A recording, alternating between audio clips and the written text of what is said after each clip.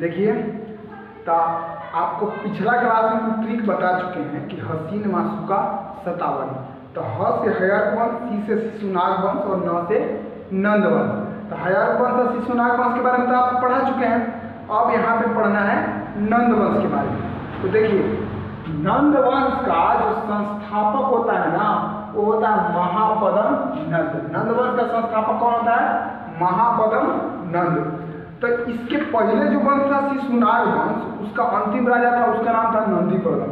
अब ये राजा एकदम बकलोल, समझ रहे हैं ना, उस योग्य नहीं है कि वो राज को चला पाए। ठीक, ऐसा समझ में पूरा दिन है एकदम, जो काम कर रहा है मंत्रीय कर रहा है। तो मंत्रिया सोचा कि हर बार खाली लास्ट में सिग्नेचर कराने के लिए जाना पड़ रहा है इनके पास। इनका काम ही तमाम करते हैं, जब सब काम हम ही देख रहे हैं तो इतना काम सिग्नेचर वाला काम हम ना देख लेंगे। अब ये क्या करता है कि इसको मार करके, इसको शिशुनाग वंश का जो अंतिम राजा रहता है नंदीवर्धन, उसको मार करके और महापदम नंद वंश का स्थापना कर लेता है। ठीक है, अब देखिए, महापदम नंद को सर्वक्षत्रक हंता भी कहा जाता है। सर्वक्षत्रक हंता मतलब होता क्या है भाई? तो सर्वक्षत्रक हंता का मतलब हुआ कि क्षत्रियों का नाश करने वाला, यानी क्षत्रिय कहने का मतलब कि राजपूत। ठीक, आज के टाइम में राजपूत। तो क्षत्रियों का नाश करने वाला किसको बोला जाता है? तो ये बोला जाता है महापदम नंद को। उसके बाद में देखेंगे कि परशुराम का अवतार, परशुराम का अवतार, तो परशुराम का अवतार किसको बोला जाता है? तो महापदम नंद को। कली का अंश किसको बोला जाता है? तो महापदम नंद को। तो ये चीज ध्यान रखना है, समझ रहे हैं ना। जैसे एक एक लड़का का अलग अलग नाम होता है, स्कूल में और ही नाम, मम्हर अलगे नाम, घरे अलगे नाम। ठीक, तो वैसा ही इसका भी अलग अलग नाम है। अब देखिए, इसके समय में राजधानी था पाटलिपुत्र। तो ये ध्यान रखना है कि महापदम नंद के समय में राजधानी कहाँ था? तो पाटलिपुत्र था। ठीक है, उसके बाद में ये चीज ध्यान रखना है कि कलिंग पर सर्वप्रथम विजय प्राप्त कौन किया था? तो कलिंग पर सर्वप्रथम विजय प्राप्त किया था महापदम नंद। अब यहाँ जो है ना, लड़का को एग्जामिनर फंसा देता है। वो क्या करेगा कि पूछेगा कि कलिंग पर सर्वप्रथम विजय किसने प्राप्त किया? ऑप्शन में महापदम नंद और ऑप्शन में अशोक। अब लड़का ढूंढ जाता है अशोक की तरफ, क्या कि उसको याद रहता है कलिंग का युद्ध, मार देता है अशोक का, हो जाता है गलती, मिलता है बड़का लड्डू। समझ रहे ना। अब ये चीज ध्यान आपको रखना है कि कलिंग पर सबसे पहले विजय प्राप्त किया था महापदम नंद, और इसके समय में पीछे जो भी विस्तार हुआ था ना मगध का, इसके समय में बहुत ज्यादा विस्तार हो गया मगध का। और ये चीज मिल जाता है अब घनानंद, यानी इसका बेटा होता है घनानंद, और हम देखेंगे कि नंद वंश का अंतिम राजा वही होता है। अब इस चीज इसको मिल जाता है किसको? घनानंद को। जैसे मान लिए अब आपके बाबा जी का जमीन अगर 10 बीघा है, आपके पापा जी उसको कमा के मेहनत वगैरह करके जमीन वगैरह खरीद के उसको 50 बीघा कर दिए। 50 बीघा खरीद के कर दिए, वो क्या किए कि घर वगैरह अच्छा खासा बनवा दिए, उसके बाद में गाड़ी घोड़ा, मतलब अच्छा खासा, मतलब एकदम स्टेटस बना दिया। अब अगर आप राजा बनते हैं, तो आप राजा बनते हैं तो आपके मन में ये चीज आता है कि मेरे पास गाड़ी घोड़ा नौकर चाकर सब कुछ है। और भाई ऐश कौन करेगा? अकेला बेटा है तो ऐश करना चाहिए हमको, सब कोई कमेबे करेगा तो ऐशो करने वाला चाहिए ना वो।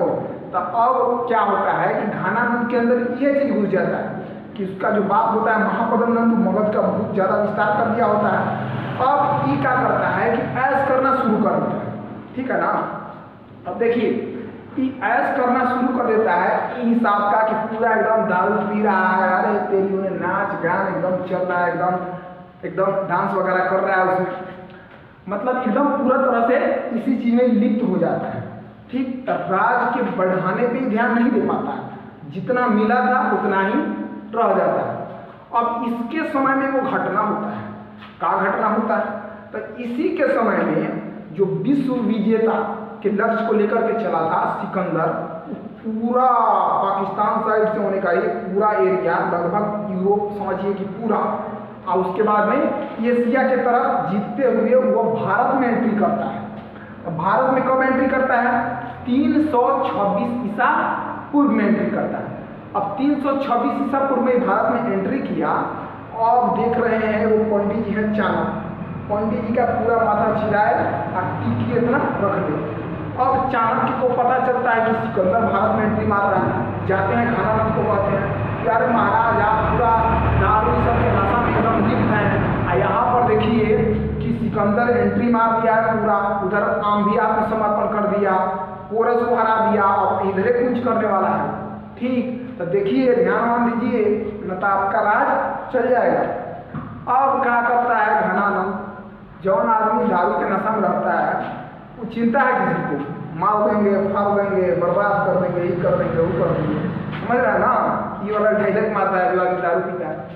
अब क्या होता है कि घनानंद कहता है कि ये कौन आ गया, चिरकुट पंडित, ये ज्ञान दे रहा है हम लोग को, इसका टीक पकड़ के इसको दबा दबा फेंको। तो अब देखिएगा लड़की लोग ही ज़्यादा फील कर पाएगी कि बाल जो है और बाल के पीछे जो चोटी लोग बांधता है, अगर उसको पकड़ के खींचा जाए, इससे झगड़ा उगड़ा होता है तो लड़की से झोटा झूठी ना करती है।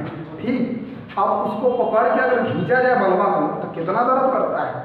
अब आदमी का टीक है, उसको पकड़ के खींच के घिसिया के ले जाया जाए, कितना दर्द करेगा, आप फील कीजिए खुद। अब ये चीज़ हुआ कि चाणक्य का टीक खुल गया, टिकवा खुल गया, घींचा के ले गया, इतना दर्द हुआ। अब मने में सोच लिया कि ये घनानंद के साम्राज्य का तो नाश करबे करेंगे, जब तक घनानंद के साम्राज्य का नाश नहीं करते हैं तब तक जो है ना ठीक नहीं बनाएगा, समझ रहे हैं ना। और इस शपथ ले लेता है। इधर सिकंदर इसी के समय में आक्रमण करता है 326 BC में। उसके बाद में आपको हम बताएंगे अगले वीडियो में कि क्या होता है कि चाणक्य सिकंदर को तो उधर रोक ही देता है और में क्या करता है कि अपने एक शिष्य चंद्रगुप्त मौर्य के सहयोग से चाणक्य क्या करता है कि घनानंद का हत्या करवा देता है और फिर नया वंश का स्थापना होता है, जिस वंश का नाम है मौर्य वंश। तो इस वीडियो में इतना ही रहने देते हैं। वीडियो अच्छा लगा हो तो लाइक शेयर सब्सक्राइब वगैरह आप लोग कीजिएगा, ये सब कहने वाला बात नहीं है। बाकी अगले वीडियो में आपको मौर्य वंश के बारे में बताया जाएगा। तो ठीक है, थैंक यू।